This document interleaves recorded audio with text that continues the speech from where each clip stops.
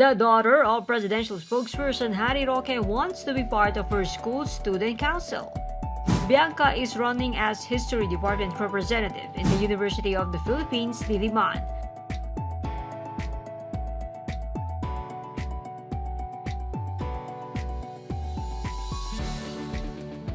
Because of this, some students of UP are criticizing Bianca for simply being her father's daughter.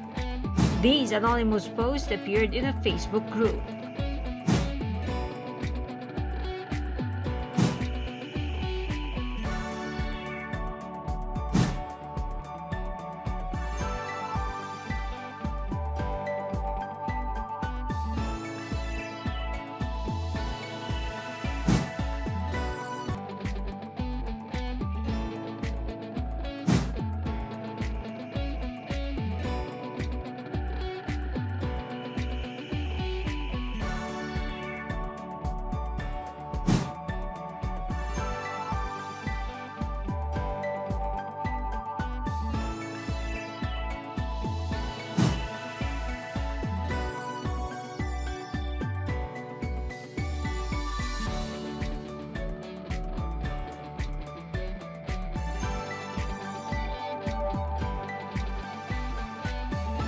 Some students, however, are sympathetic towards Bianca, pointing out it's not her fault that Roque is her father.